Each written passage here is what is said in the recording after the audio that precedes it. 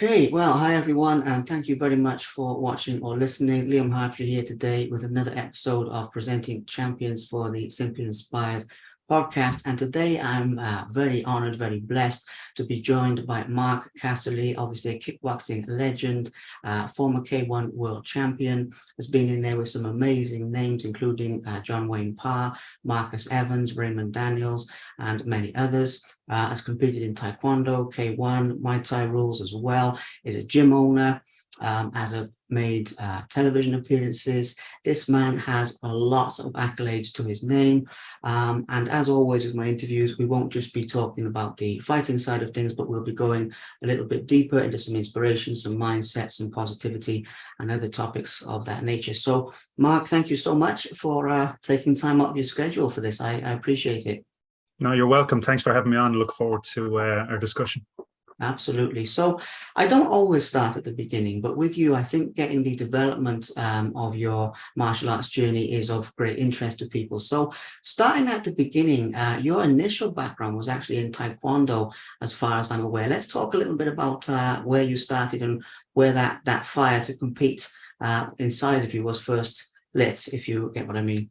Yeah, so I would have started in Taekwondo in the early 90s. And back then, there wasn't too much, well, there was always lots of competition. But when it came to Olympic Taekwondo, which is the style, but then within that, I had set a goal out from the age of 13, 14 to train towards the Olympics.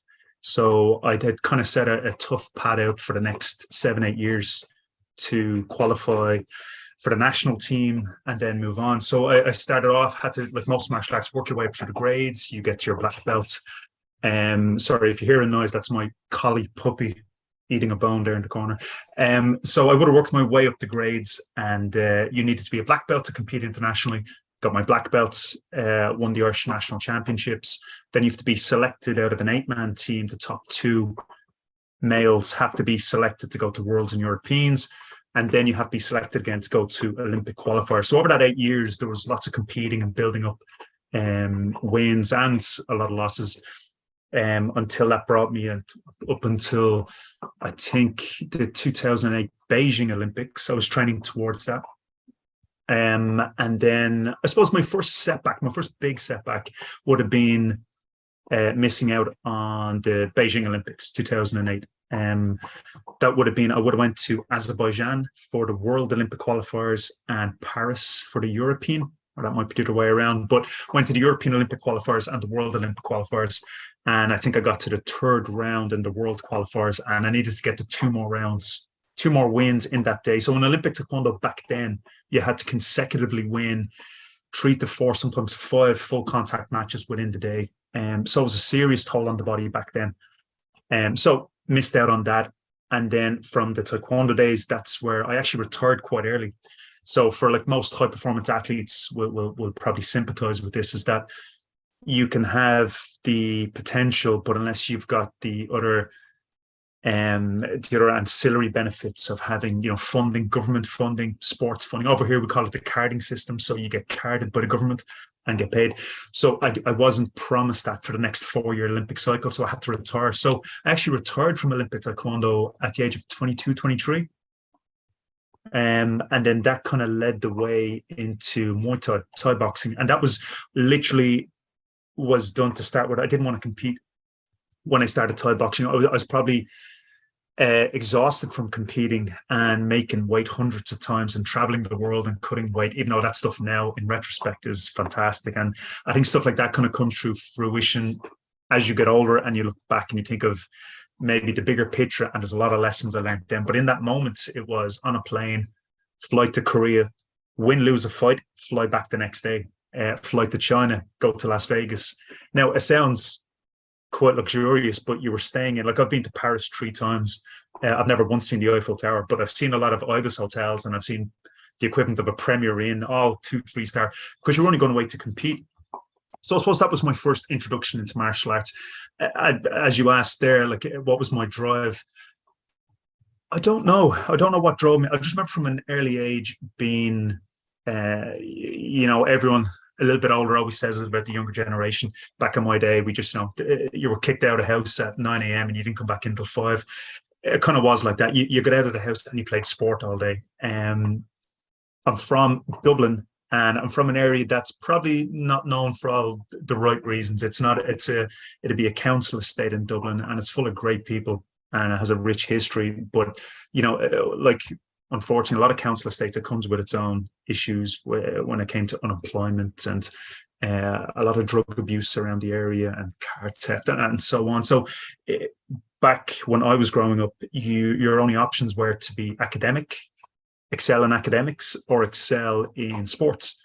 And funny enough, you really do have that contrasting demographic. The people that kind of, I'd say, escaped a lot of that stuff, were either very good at one or the other, or had a mixture of both. But you had to pick something, or else, I suppose, you would have been enveloped by the culture at the time. So I think that drew me into sports more as nearly a deterrent to stay away from everything else.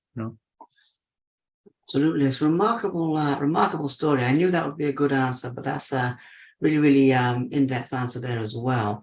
And we'll come back to that concept of your youth, because in a way I can feel how that will tie into your life now, coaching and helping people who were maybe in the same situation you were once in. But before we get into any of that, your transition into Thai boxing, and obviously this is the thing. I mean, you are a diverse individual in terms of different styles and in terms of flexibility, and there are some similar foundations. There's a lot of differences.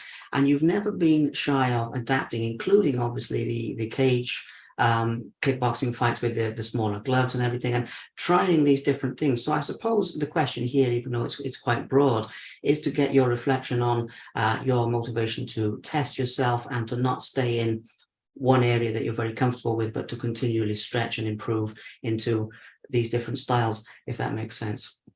Like, that's a question I've been asked formally and informally through different challenges, and from peers and other podcasts. They would have asked me what was the drive to do it. I think two people either diversify in all fields, whether it's in work or academia or sports. Some people do it recklessly, and some people just jump in and they kind of, I think they burn out quite fast because maybe they do it for the wrong reasons. Now, in saying that, do I fully understand my own psyche? No, not really. But what I can probably reflect on now is, I think, looking back now, that when I started in sport or anything that I took on as a challenge in my formative years, teenage years, I reckon I seem to have gotten some early victories. So I might have played for I would have been a big football player. I'll say soccer because over here football could be GA football, but would have done GA football, soccer, and tried a few sports. And we, school team would have won a few things. We would have, I tried everything. I was in the choir. I just wanted to get out of maths class one day. I ended up joining the choir. And then if I have a talent, it's probably looking for the optimism and the bright side of a new skill or a hobby. So even if it was going to that choir practice on one day, it was started off as a joke, and then all of a sudden you're in a regional. Now, don't ask me to sing. I can't sing now. I could never sing, but somehow I found some type of enjoyment in that. So for me, I suppose, I think in the formative years, I think I just would have had that association to feeling good from persevering through a challenge and coming out the other end. And I think that's amplified as I've gotten older. So I suppose my creed, looking back now, I was always searching to be defeated by something bigger than the last time. I love that. I really like that way of looking into it. So, as I mentioned, with the amount of fights that you've had, specifically from this side, too many to talk about them all, as much as I'd love to do so, as I mentioned earlier. But in terms of some of your proudest moments, now I know this is a big question, but I was thinking about this and I thought, okay, the best way to break this down is just to look at it through your eyes, the moments that stick with you the most. And I love asking this question because you never know exactly what is going to come back. Sometimes people's world title wins are in there, but often there's something completely different as well. So very big question, and this can encompass any of it. This can encompass the K1, the Taekwondo, the Muay Thai. I don't really mind where we go, and as I say, I sort of apologize in a way for such a sweeping question. But your favorite moments and why they are your favorite moments. Let's get into that a little bit, please. In sport, in sports, fighting, yeah.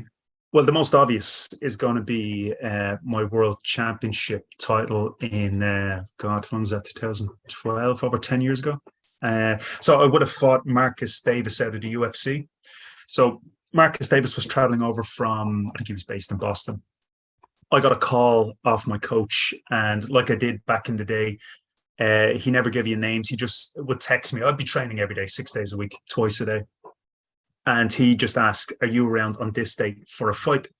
I said, "Yeah." He says, "How do you feel about going up 2, 3 weight divisions?" I went, that's quite big in Thai boxing. I said, yeah. If the opponent is right, he said, "Listen, it's for a world belt, but I know you're interested, so I'll go back to the promoter." And he done this because sometimes deals fell through, so we didn't want to build up hopes and then you'd be, waiting by the phone. So I didn't know who was fighting at this stage. I just knew there was a world championship belt. Now, at this time, was it out of the blue? Yes and no. Like I was the professional Irish Thai boxing champion. I was the Anglo-Irish, so I had to fly over to London and fought a very good fighter, whose name escapes me now at the moment. But I fought a very good British Thai boxing exponent and won over there. So I became the Anglo-Irish pro champion and a four-nation champion. So I had a few pro titles. So this was great. I don't think it was out of the blue as such. I think I expected to always get to this stage. I just didn't know it'd be that day. So it turns out then my coach later on, now, because Thai boxing, to set the culture of it, is quite intense. The sport is quite intense. The training is quite intense. The guys, your teammates, your coaches, and they love playing practical jokes. So it wouldn't be out of sorts for them to make up a joke and turn around and say, "Mark, listen, you're going to fight ex-UFC superstar Marcus Davis." And that's what he said. So he just came out into the gym. He said, "Okay, how do you feel about fighting Marcus Davis out of the UFC?" I laughed and I went, "Okay, whatever. I'll talk to you after training about who I'm actually going to fight." And I continued on doing pad work. And then he went, No, this is going ahead 6 weeks. We have 6 weeks to get ready. So I was taken back because I would have looked up, like I was a big fan of Marcus Davis at that time. Well, still am. Big fan of his. So that match went ahead. Lo and behold, then 1 week out, whether you get what sometimes we call fighter flu. So even though I wasn't cutting weight, so a lot of fighters can get sick because they cut weight or their immune system is down. I think I just overtrained. So the week leading up to the fight, I got the worst, even today, the worst ever lung infection. I don't know what it was from. It had to be from overtraining.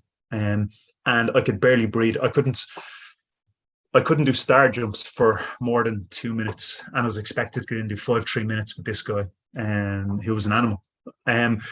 So it turned out we had to fake a medical. So I was never going to pass a medical.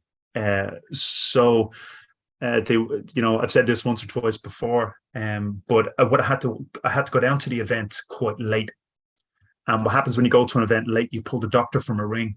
When the doctor's pulled from the ring, it means the fight's in the ring, can't go ahead. So I knew I was putting the doctor under a little bit of pressure.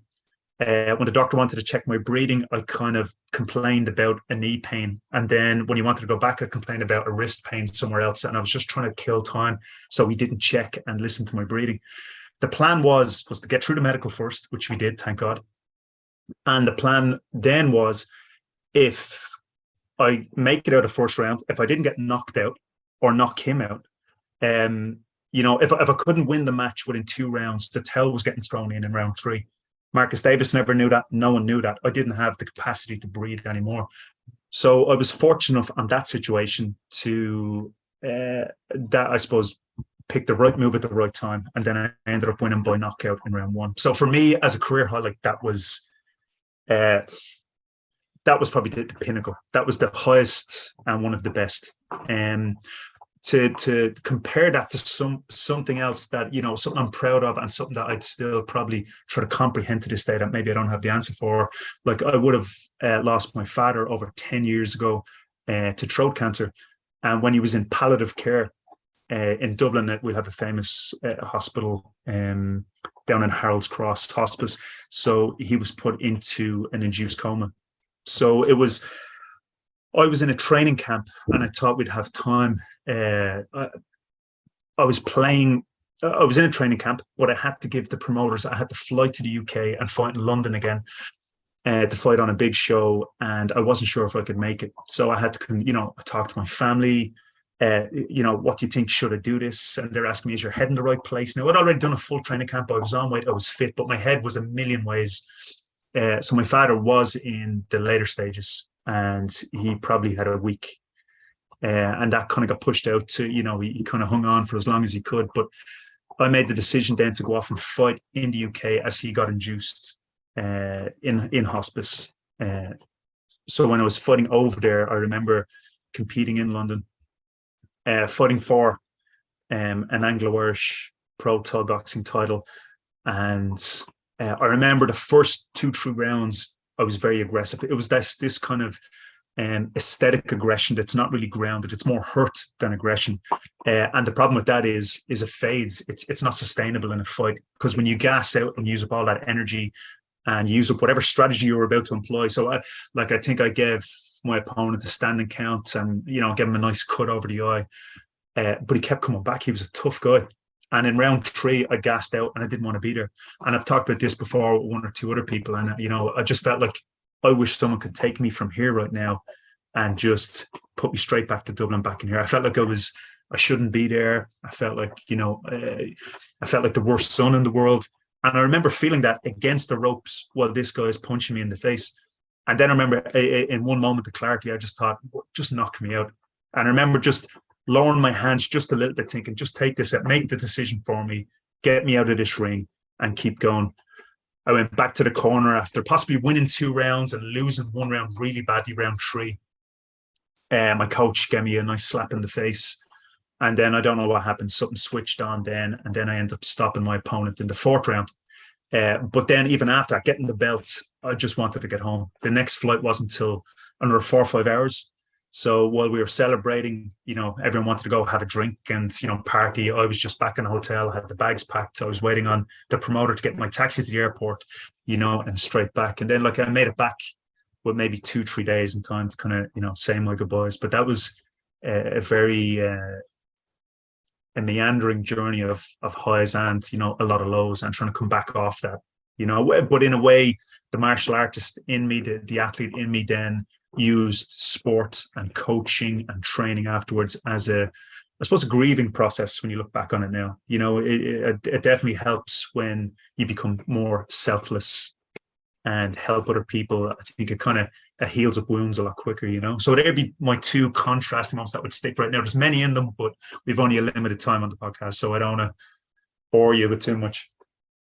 No, not at all. It's incredible stories, the highs and the lows, because I often ask people about toughest fights and things, and obviously that comes in many different forms, and that comes technically, and it comes in power, and it comes in different things. But mostly when people answer that, it comes in what you're saying here, life, and how it happens outside the ring, and something people have to work through. So I'm very glad that you mentioned that, and thank you for sharing something so personal, because I am sorry for your loss. We all know it's the cycle of life, but at the end of the day, no matter how many podcasts I do, I always keep that respect for people talking about things that are very personal at the end of the day, even if you're used to talking about it. So thank you for that. And that answers a couple of things. It answers about bouncing back from defeat. It answers about toughest fights, as well as your highlights. So we've rolled that into one. Something that I've been looking forward to asking you really is about the mental side, because this is a very broad topic, but the physical training of kickboxing in its different forms is very well documented, and we can certainly touch on that. But when it comes to you mentally preparing for fights, and to some extent, I really get the theme here of how martial arts has improved you as a person over time as well. That really comes over from different things you've said. So I don't mind exactly where we go with this, but just in terms of some of the mental techniques that you would use to give yourself an edge, as well as the physical training. Let's start there and see where we go from there, please. Yeah, well, it's like, especially now, since I study this now, and I'm doing a thesis at the moment in the science of coaching, so that gets quite heavy in theory and literature, and a term I've only recently came to look upon as pracademics. So you're getting people that are highly practical and proficient in the sport, and also studying academics. So it's very easy to get tied up, and especially on Instagram, you see, a lot of these life coaches. Unfortunately, a lot of them make me cringe, because they seem to be a lot of style over substance. For me, it was about the way most things kind of work when we keep it simple. So I would have changed the way I thought. I would have said when I was younger, balance, and that may have been right then. But I'm going to say extremes, because when I do something, whether it was competing or anything outside of my own life, I do it to the extreme. It will absorb my time. But then when it comes to switching off and relaxing, I will do that to the extreme. I have no problem going on holidays and relaxing. So I'm an advocate of healthy extremes. So I suppose my mindset to start with is it dealt from my taekwondo days when a coach sat me down and made a very informal contract, a social contract with me. And on that contract, when I was 17, it said, some of the basics you might expect. You will not drink while you're in training camp or on the national team. You will not. You will be of good character. But it also, a few things crept in that I didn't into this non-legally binding contract. Things like you will hold good company. You will be around positive people. Now, it sounds cheesy now with Instagram the way it was. We didn't have that back then when I was, 20 odd years ago. But I suppose it depends on the person it comes from. If they're genuine people with a wealth of experience, them saying that to you, for me, was, can change your world. The problem is now you just have too many people saying that, and maybe I don't think they come maybe from always an altruistic place. But anyway, I suppose for me, I set out a social contract with myself. So with my fighters, I employ the same thing internally with myself. So before I take on anything, I have to make sure, and my fighters are asked this. I ask this of them before they choose a fight, which I'll then endorse, and then we'll start training. I'll ask them, is everything outside of the task? So if it's fighting, is everything outside of this competition or your training camp in balance? Have you your social life, your boyfriend, girlfriend, kids, financial, mortgage? I don't want it perfect, but do you have it that in the next 6 to 8 weeks, you can see the controllables? So I never look for perfection. I just look for the controllables. So when I'm looking at a task, as a coach, I set the time frame, but especially if I'm practicing what I preach, I have to set my own time frame. But I have to do a bit of a quick evaluation to see, what do I have in the next few months? Is everything good? Do I have good rapport with my clients? Do I have a good relationship with my partner, with my family, with my brother? Is everything in balance? Because what I can't have is when I'm in the middle of trying to achieve a task or compete, I can't have, when I'm at my lowest point and you're most susceptible to criticism, I can't have something creep in. So for me, the one thing I found from learning myself, so my own tacit experience would be, I set the foundation. The foundation is key. And where I find other people fail is, and sometimes they have a lot more talent than me, is that they don't seem to set themselves up. They seem to set themselves up on a rockier foundation. So I'll do a quick scoping scan of where I think I'm going to be psychologically, emotionally in the next 8 weeks. Now, the odd time you're going to get hit with these curveballs, but if you roll the dice enough times, you're not. So the planning for me is the big part. Then after that, what I do is I set small little steps, small little wins. Same way as I said when I was a teenager in sport, that's what I think this is where this system, this paradigm of thinking, what it came from. So I would have set these steps up, and I have to hit these goals. Not only that, I'll look at a contingency. If I don't hit them goals, I'll have to be a little bit reflexive and reflective on, why did I not hit them? Was it out of my control? Can we meander around and come back to hit the goal? Was there a contingency goal? So when I look at it that way, you're always, even if I missed a goal, I always had the sense of winning something. I've achieved something. So it's constant, realistic, I suppose, a positive approach. But it's not like, again, I come back to, some people you might see online, because it's quite popular now at the moment. But, there is some people that have fantastic insights, and then there's people that don't. So for me, by simplifying everything from a strong foundation, setting small goals out leading to a larger goal, and then finally, then what I'll do is how I frame winning. What do I actually picture? Now, it may sound simple, but if by winning a match, sometimes I've won a fight and I didn't feel like the winner. Like I didn't feel like, not in the sense that I didn't deserve to win, but the sense that what I trained for in the camp specifically didn't come true in the end. So therefore, the plan is faulty. Maybe I won because I was more technical or fitter, or or what have you, but the plan didn't execute well. So just because I win, I wouldn't always accept that that was a victory as such, and I'd be quite analytical and going back. So I try to keep it very basic, solid foundations, hitting goals, having contingencies, and I would be because I would have been exposed to the ideas of visualization quite early on in my sporting career.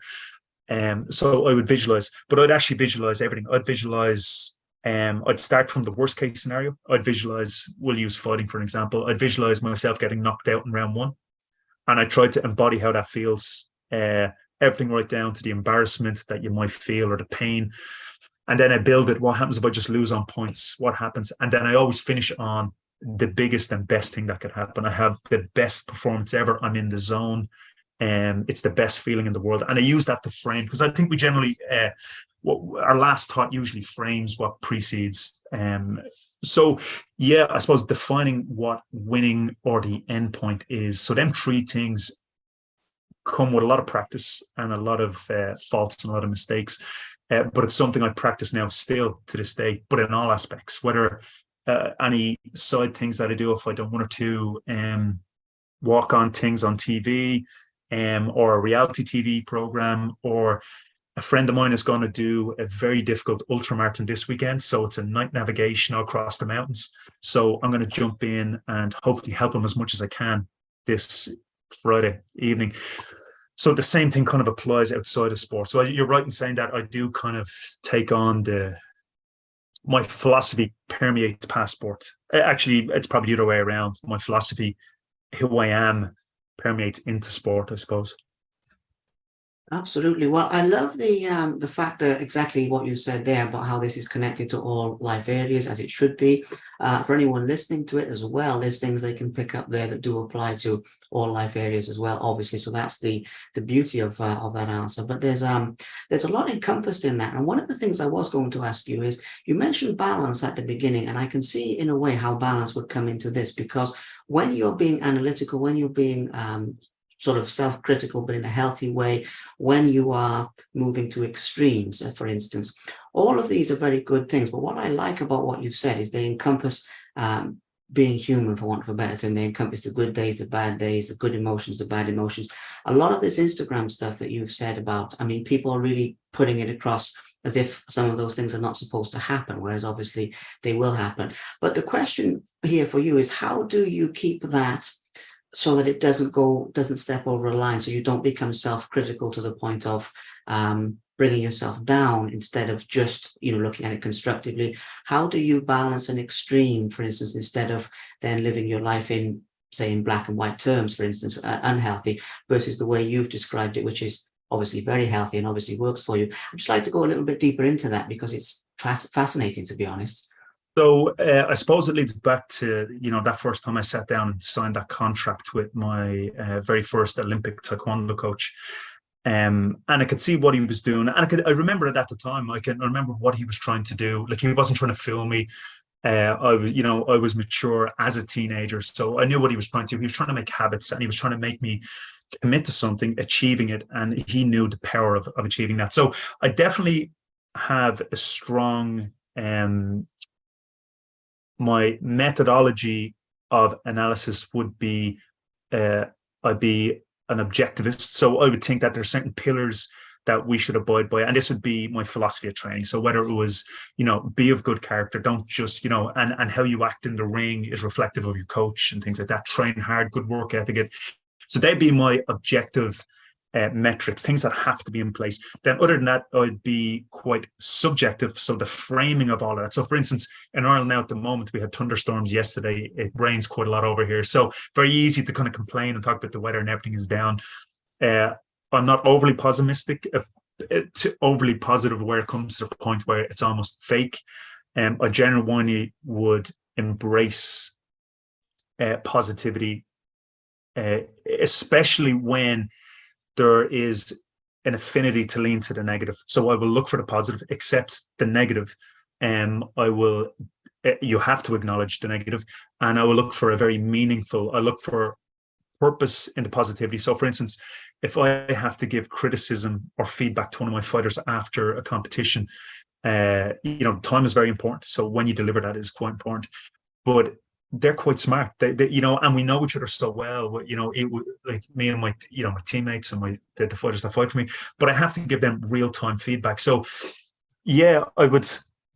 For me, I have to set out definitions. So the whole point of me having that contract, I keep going back to that contract back when I was kind of 17, it was that set out definitions for me. Here we have defined the steps. So they were my objective points. And then the other questions he asked in that contract that have stayed with me to this day, and I've kind of, maybe expanded on, is that I framed that with my subjective point of view. I framed them between them pillars with a positive, healthy aggression for, I suppose, self-growth. Because everything I'm talking about, look, when I'm talking about fighting, that is a skill set, that's skill acquisition. When I'm talking about, going into another area, there's skills, to be acquired. But what I've learned to do is kind of embrace being a beginner. So fall in love with being a beginner again. The trick with that is you have to find good people, good leaders. And there's fewer than I would consider, there's not too many good leaders out there. I'd say most of the influential leaders are quite possibly within 20 kilometers of your house and within your close circle, because they're the ones that, you're going to take good advice from. So, yeah, I suppose it's that has allowed me to define the steps and then to subjectively frame how I jump to each of them pillars. And that may change again. But that's the whole self-growth. My goal is to continually just be, I suppose, self-aware. And ultimately, if you keep boiling it down to a reductive kind of phrase or word, it's to be happy. So whether it's happy in winning, happy in training, happy to be healthy, happy to have family around, happy to get a new puppy, even though you have to run around with them 2-3 hours a day. It's to be happy, because people will only gravitate towards what they feel gives them worth and makes them happy. So if I can find that currency in each discipline by becoming a student again, which I think that's where my skill lies, is being egoless and becoming a student again, only when the right leader's in front of me.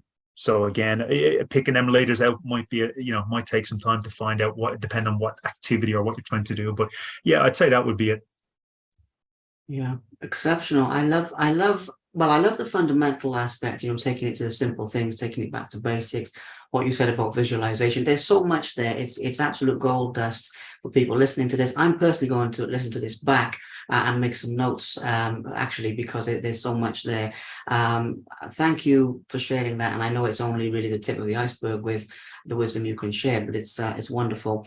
Obviously, touching on your gym and touching on your decision to become a trainer, become a coach, give back, and transition from a fighter to a coach. Obviously, this is something that is quite a normal career path, but I'm still interested in your point of view on the initial inspiration to do that, some of the aspects of what you find most rewarding about it, which is something that really comes over in what you're saying. You obviously find this a very, very rewarding process. So again, it's quite a broad question, but let's start with when you initially made that decision of, actually, I want to coach, I want to give back, contribute to people in that sense. Well, like as I said, growing up in it's just a little bit smaller than a city, I think, by definition, but Tala and then a subset of that would be Jobstown. So again, it's a I suppose in the next few years, Jobstown would be maybe gentrified. It's a council estate, and then I would imagine it'll be gentrified in maybe a few years. But back many moons ago, 25 years ago, maybe, academics, sports, or some optimal combination of both, was a fantastic tool to keep you on the straight and narrow. For me, then, I was average to good, probably mostly average in school. Sports I excelled in, and then obviously I chose combat sports, then taekwondo, then initially, obviously, to stick with. So for me, then, it was a natural process to go into study sports therapy, fitness instruction, personal training. I got into that. I got into the health industry. So I worked as a personal trainer for years, quickly moved up. I realized I loved the dynamics of working with people, obviously on a gym floor. So commercial gyms, so kind of big kind of commercial gyms. I moved up quickly in the ranks. I was quite curious about, learning new skill sets. And then I ended up managing a few places. So I was general manager of a few different types of clubs. And again, this was the first time now I would have met in business like-minded, really good leaders, like-minded, but in equal measure and in different jobs, really bad, very, very bad leaders. And I would have managed, I would have been the business manager or general manager, depending on the job. I had different titles. But I would have managed about 4 different gyms right through the recession in 07, 06. And that was a testing time because every business was trying to do a race to the bottom with their prices. So that means that salaries went down, people were missing out on jobs. So I went from being paid, quite a good salary, like 45, 50,000 euro per annum, to losing my job within the space of a week or two. And that was a test of character. That I had to sit down. Nowhere was hiring. So I just made the decision to, take your ego out of the way. I'd achieved quite a lot at this stage. I'd worked now when I say I worked my way up from fitness instructor to personal trainer, I was a sports therapist. I was like a massage therapist. I even told my manager at the time, one particularly good business manager, one of my managers back then, he seen I was quite curious. He said, Mark, get experience in every facet of the business. So I would have done sales, training, and then I would have sat down with the receptionists because they're driving the business. I could see they were really directing me. So I sat down and I trained with all these really, really good people and great attitudes. And then all of a sudden the recession hit. So I decided then I'm going to go back to basics and just be an instructor and get paid minimum wage. And then I had to start it all again. So I started back again, coming back up, being a trainer, a duty manager, managing a gym again. And then I just thought, I'm on my second cycle here of this. And there was more bad management, mismanagement of owners of gyms. And obviously I represent them to the members I'm taking it. And I think my philosophy was misaligned. They were, now, don't get me wrong. I think capitalism works. I think it's too extreme though. I think you've got these false values out of some franchises. And a friend of mine just turned around and he said, just quit. You're not happy. Just quit your job. You've done it already. You're going to fall on your feet again, guaranteed. You've got maybe a month or two's grace where you're not going to be absolutely desolate. So I did. And then I pulled the trigger. And the club that I trained out of was called Chuppasart, which is a Thai word for manual of warfare. Chuppasart Thai boxing. I represented my whole life, or in my 20s all the way through. So I had an opportunity when my coach retired to take over the gym that he had set up, Paddy Clint. So I took over that gym and I renamed it to Champion Martial Arts because I wanted to embody a multiple of disciplines and everything we're talking about now. I want people that don't compete for me. I want them to embody the values. I want them to, now you can't give them to somebody, but what I found is that you can create a core of 2 people that become 3, that become 10, that become 20, and that core group nearly becomes the whole club. So we have like the gym Champion Martial Arts. It's Thai boxing and K1 with some structure of Taekwondo, more so with the kids, because I like, getting kids to line up and they bow and they learn about respect and they learn about in a modern way. So it's a far cry from me being in a community centre hall, God, 30 years ago, 29 years ago in a horse stance doing 50 reverse punches. Now, from a sports science point of view, you could argue inefficient, waste of time. When you look back on it now, an open mindset, well, what it did do, whether the instructor knew it or not, was create discipline and structure, and it created maybe how to create a path to, I was training for a grading, so that was my one of my stepping points I needed to get to. So, yeah, it's been a long and winding road from PAYE as an employee to self-employed, and both come, like, I wouldn't change it for the world. It's fantastic. There's obviously a lot of benefits, but being an employee with your you might get your health insurance or you might get X amount of holidays a year. But, if you do what you love, I'm training 6 days a week, arguably 7 when you're going out with different groups of people. And it's doable because you're enjoying it. The way I kind of see it is that I'm meeting different people. I would enjoy, if I was only at the beach there Sunday, in for a swim. So yeah, so it's been a journey up until that point, but I wouldn't have changed anything. Absolutely incredible. Well, again, I mean, there's so many different things, and each time I have to resist the temptation to sort of hone in on certain things you've said about the leadership styles and various different topics, and it's absolutely wonderful wisdom. Obviously, it's something that you enjoy thoroughly. Your face lights up, and I can see the different aspects of this, from helping the kids to helping people who want to be professional fighters and different things in between. Now, with obviously your favorite moments as a coach, and as we move to the sort of latter phase of this, because I'm mindful of your time, by the way, as well. Yeah, yeah, that worked quite. In terms of, like, not so much, you always have to be careful with this, not so much picking favorites in terms of, if you mention a certain person's win or something, does it leave other people feeling left out? I don't mean it like that, but just in terms of some of your moments as a coach, particularly with the professional fighter side of things, that stand out as sort of feeling, that was the one, that was really something where somebody reached their highest potential, or somebody, obviously this is not a black and white thing as well, because this can very much be how somebody has improved as a person. I mean, if someone comes into your gym and they're, I don't know, very shy or something, and they won't talk to anybody, and they're training for a few weeks, they start coming out of their shell, and they're talking to everybody, that's equally, in my mind, equally a success as somebody winning a fight. So I'm just giving it the broad scope that it can have. But with that being said, are there certain, again, maybe one, two, three sort of things that stand out, or are there just too many for you to even count? I could write down a lot, but if I had to pick ones that kind of jump out at me now, I think exactly what you just said there. The obvious is someone winning a belt, because to win a belt or a fight, or even for the first time to have their first fight, I will know intimately how hard they have trained to get to that point, and I'll know the sacrifices.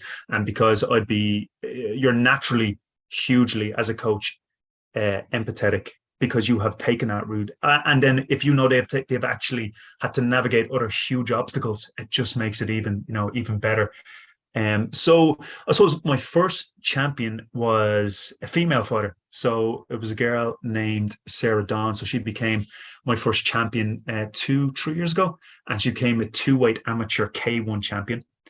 She came into my gym, wanting to lose weight. She wanted to lose 18 kilograms, just wanted to do weight loss. And she bought into the culture. She had a great mindset. She was had similar approaches. But then again, I don't want anyone to ever be a carbon copy of me. What I want is similar core values, and them to have, every fighter has to have strong decision-making skills, and you have to be autonomous, especially when they're in pressurized situations. So she had that. So she went from losing a couple of kilos to saying, could I have a white collar boxing match? I went, yeah, let's set it up.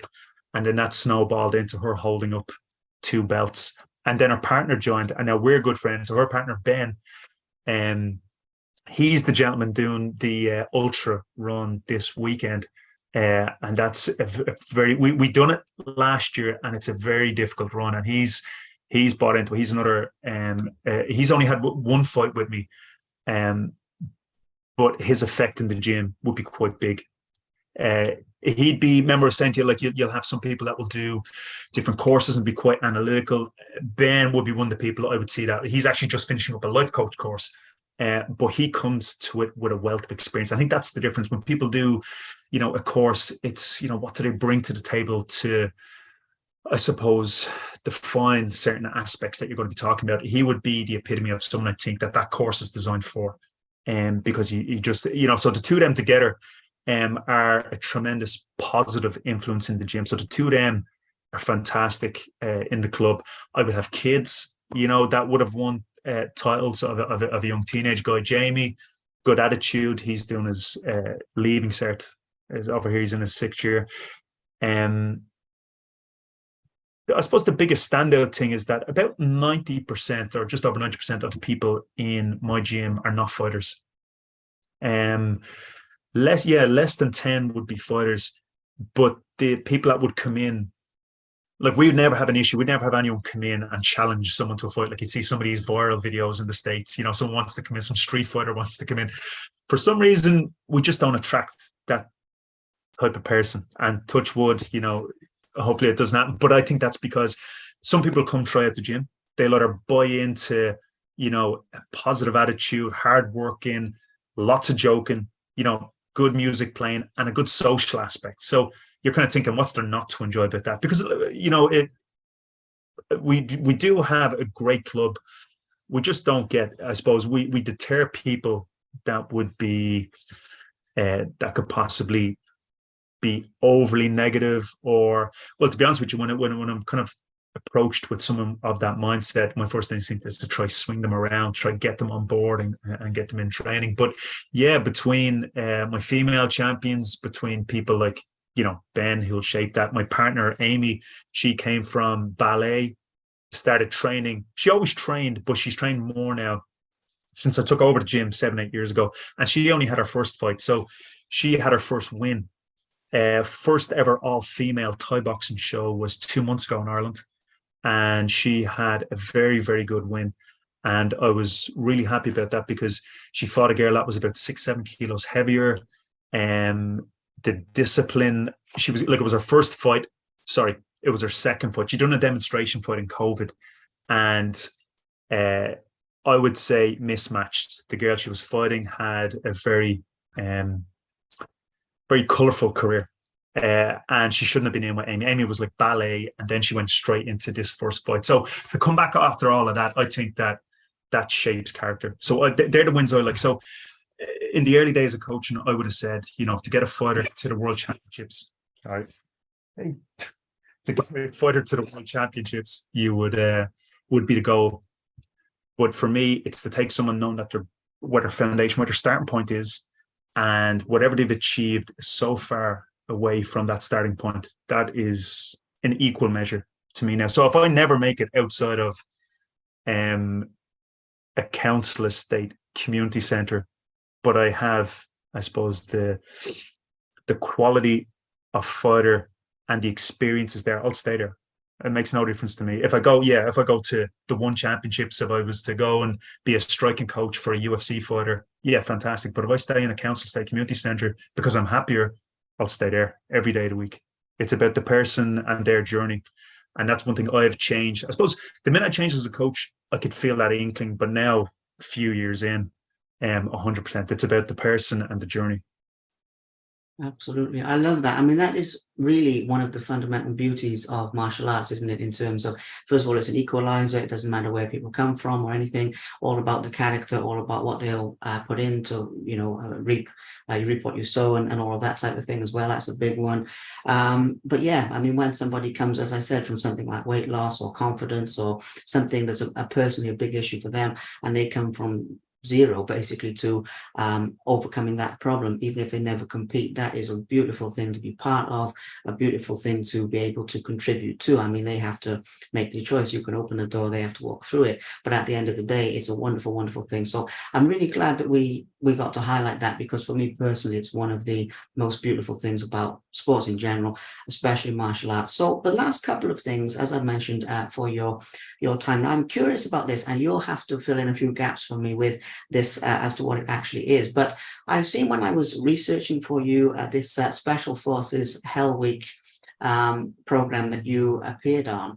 Now, I'd be very curious, because this is something that is sort of another facet of your life, as well as the coaching, as well as the fighting, to touch on very simply your experiences with that process, and anything that you'd like to share that sticks in your mind about that particular journey. I feel it's very worth mentioning. Yeah, the program is akin to the British SAS Who Dares Wins. So it's the Irish version. So rather than the SAS, what we have in Ireland is we have the Irish Ranger Wing. And they have, I think, I remember researching before I went on the show, I think in the 70s or 80s, they took the American training system, Special Forces Rangers, the 75th Ranger Wing, brought it over to Ireland. I think some Irish, the the first people to take that system of training for the Irish Army went then to the SAS and came back, and it's been built on from the 70s or 80s onwards. So an ad was on TV one Sunday evening to apply for this program. Now, I would have been a big fan of the English SAS, but so I kind of knew exactly what it was. But it turns out when I was in it, it turns out to be a different. They purposely show you only certain things because it has to push you to your absolute limits. So I applied for it one Sunday evening, and I got a call back the next week. I had an interview for the TV program. Again, this is shown on the RTE, so the Irish Broadcasting Network. So it was the first of its kind. It was season 1, and you had to go in as a candidate. There was 25 candidates to be picked, to be chosen around Ireland. And I was fortunate enough to get through the different stages, a fitness test, a psychological evaluation. So I was chosen then to go onto the show. And to this day, it was one of the hardest physical and psychological tests, multiple tests. They induced hypothermia. We had to jump into lakes and snow. There was dragged out of your bed, put into a pipe to crawl through up the mountains. It was extreme. But when we look back on these things, you always look back on them with slightly more romantic kind of thoughts. I remember at the time thinking, I can't wait when this is over. I'm going to laugh so hard, because some of the things, what they call the DS, is the directing staff, the guys that were ex-Irish Army Ranger Wings. So even afterwards, these guys are kind of legends in their own right in the Irish Ranger Wing, but they're tough guys, absolute gentlemen afterwards. But at that time, they just wanted you to suffer and to see where you went to psychologically when you were in the depths of it, when you were pushed. So I think, like, after day 1, we got about 2 hours sleep, and then they were up on a thing called Scratch. And Scratch is 7-8 hours where they try to make you hypothermic as quick as possible within the first hour, and then they drag it out for another 5-6 hours of running and tug of wars. And these tank, you can imagine like a tank making these track marks, these deep divots in the ground, and they fill it in with cold water, and they just leave you in the cold water. And then if you get up and you're shivering cold, about 4 people went to hospital that day with hypothermia. Next day we had to do combat, and I was thinking, great, combat, there's my area, there's one area I can excel in. There was loads of what they call revolutions. So there were different tests, 3 tests a day. So it lasted about 5 days out of 7. I couldn't. The 5th day, I was up the middle of the mountains, and every injury just came out. I was psychologically drained. I was sleep deprived. I was hallucinating. Now, in saying all that, I loved it. I loved it so much. I actually applied to the English one, the SAS, and I got through to the 2nd stage, but I didn't make it through in the end. But that initially came from seeing it on TV, putting an application in. They liked my story, and they thought that I obviously had something to offer on it. I don't think I did, because if you look back at the program, you don't see me for a few. You see me in glimpses, even though each day on the program was a week on TV. So you didn't see me till about the 4th or 5th week, and that's because I had friends in the army, and they were like, "Mark, be the grey man. Don't be standing out. Don't be giving motivational quotes." No, I wouldn't have anyway. But don't be, trying to stand out. Don't be over anything. Check your ego and just do exactly what they ask you, the way they ask you. And I'd done it, so I just faded into the background like wallpaper. So apparently that's the ethos, to be the grey man and work hard and not to stand out. And I think that would probably sum up a lot of things that I tried to do. You'll obviously get some attention and limelight the more you kind of achieve and do, but by and large, I think you just need to subtract the ego and focus on the goal and keep working. But to this day, that was one of the best times of my life. I say now, but at the time, I wasn't saying that. Incredible. What an incredible achievement. What an incredible experience. Wow, that is really something. Fair play to you. So I think, given the fact that you've accomplished so much in your life, but you're on a continuous journey of self-improvement, of testing yourself, of growth in this context, really, I suppose the last thing to talk about is the future, and this is obviously your future plans. And it's a thing with your life where there's so much, and it's my challenge that I enjoy, of thinking, how do I condense this into something? We can talk for sort of an hour. And I know we've talked about some great things. There's obviously so much more that we could have talked about as well, but I'm very happy with it. So really, I'm curious to see where you'd like to go. Obviously, with the gym and everything you've sort of explained, your process, your journey there. But in terms of other things that are really lighting your fire, other things that may crop up, like the whole Hell Week concept, and you thought, right, I'll just apply for that, as you do, just apply for that hell on earth. Are there other things that you have as goals that you are still aiming for? When I was researching this, I've come across some form of analysis, Olympic analysis that you do. There seem to be other things that you've got in the pipeline, in the background. So let's talk about a few of those, wherever you'd like to take this, please. Yeah, so I would have done a few other kind of, I suppose, one or two things that I would have done in the last few years, like for the, because of my background in Taekwondo, and I stayed on as, obviously now I'm coaching full time. So some friends of mine reached out and asked me if I would do Olympic analysis. So if I'd go onto TV and do kind of real time Olympic analysis of Ireland's first ever Irish Taekwondo Olympian. So a very, very good fighter named Jack Woolley and his coach named Robert Taff. So me and Robert, I think we're about the same age. I don't know if he's a little bit younger than me, but we would have known each other from back in the day. So they got in contact with me to I would have shadowed the two guys before the Tokyo Olympics in 2021. And then I had to go into RTE, and while Jack was fighting live in Tokyo, I had to give some real-time analysis on that. So that was a fantastic opportunity, and something I'd love to do again. But it depends, when these things kind of come up every 3-4 years. I suppose the second thing, obviously with the gym, for the business to be bigger and better, but that's again a lot of mini steps to get to that one end goal. So that's a continuous thing, constantly working on. Something might be a little bit more abstract would be, actually not all of a sudden. For the last, myself and my partner were away on holidays. I can't remember where we were at. And I remember saying something, we were watching Strictly Come Dancing. We were away, and I think there was something on the TV. And I think I jokingly said, that doesn't look that difficult. So she ended up getting me a gift voucher for my birthday. Now, this is 9 years ago. So we actually started doing ballroom dancing. So we had our first competition, was it just after COVID, 2021, maybe 2 years ago, a year and a half ago, maybe. So we actually competed in a ballroom competition, the Celtic Cup or the Celtic Open over here. And I think we got a bronze medal. So the goal actually is to maybe compete in Blackpool, possibly this year, in ballroom dancing. We're going to sit down and look at the logistics of that. But that's something I would also enjoy. That would also, you put a different hat on from competing or coaching, and then you go into ballroom. But I'm also very fortunate to we have this. So my landlord lets out 2 parts of a building. The other side of the building is, again, the Strictly Come Dancing would be the English version. The Irish version is it Dancing with the Stars, Irish Dancing with the Stars. So the Irish version of that program, all of them professional dancers are literally next door to my gym. So it just so happens, it's just how life kind of works out. So training for that for a few years, and then these guys are my tenants, and we get on like a house on fire. So when I finished Thai boxing at 8 p.m., we used to just change clothes, go straight in next door, and then you're doing waltz, Feeney's, waltz, quick step, cha-cha, you're doing all them kind of things.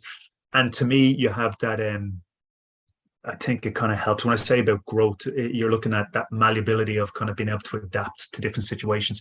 So as crazy as Thai boxing and ballroom go together, that's what Hell Week was for me, because they were asking me to, jump into that river, jump out, pick this guy up, run up that mountain. They were all very, very difficult things to do in the moment, but that stood to me. This kind of, maybe this neural adaptability to be able to take on, multiple things, or try have things going on at the same time. So I would say possibly, ballroom at the end of the year, keep the business growing, and they'd be. Oh, sorry, I might during COVID, I decided to go back and study again. So I'm finishing off a master's degree at the moment in UCD University in the science of coaching. So I got the green light to, again, and I'm not going to pick a normal topic.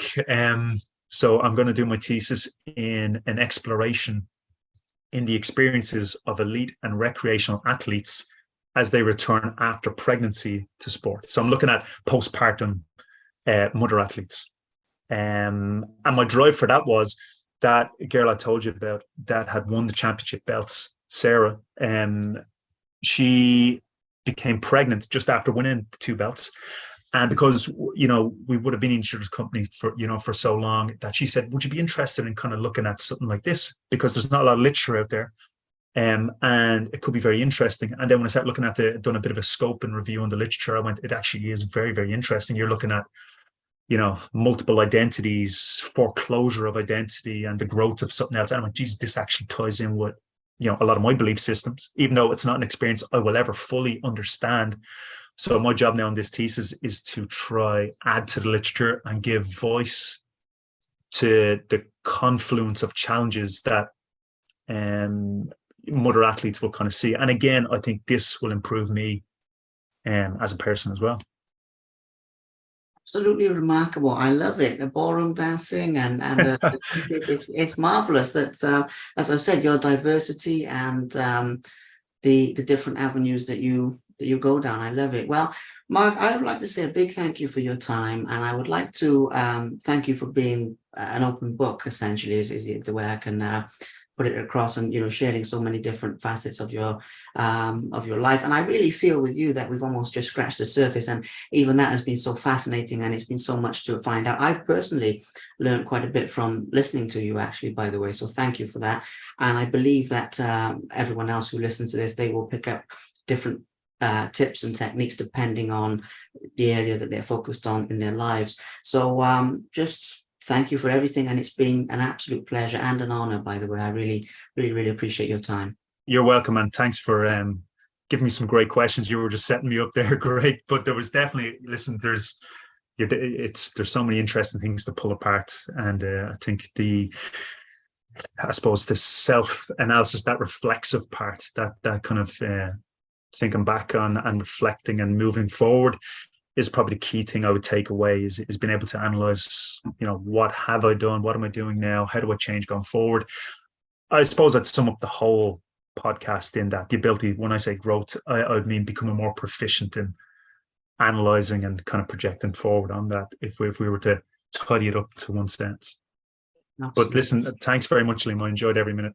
Oh, I did as well. I thoroughly enjoyed it, and thank you. You've given me some very great topics to work with that are outside of the box, really, in a good way. And that's what I aim for. I mean, I aim to ask questions that are not really the standard things you hear all the time. And obviously, you've given me some great answers that are not the standard things you hear all the time. They're far from it, and they're very, very informative, useful, and fun. Right. So thank you. I hope you enjoy the rest of your day. One small thing: when this is I don't always ask this, but when this is ready and it's released, would you mind sharing it as well, maybe on your Instagram? Absolutely. Yeah. Okay. Absolutely. Thank you very much. I'll take care of most of it. But you enjoy your evening and speak soon. Thank you very much.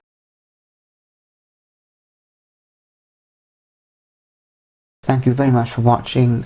Please subscribe to the Simply Inspired YouTube channel, and there'll be more videos coming soon.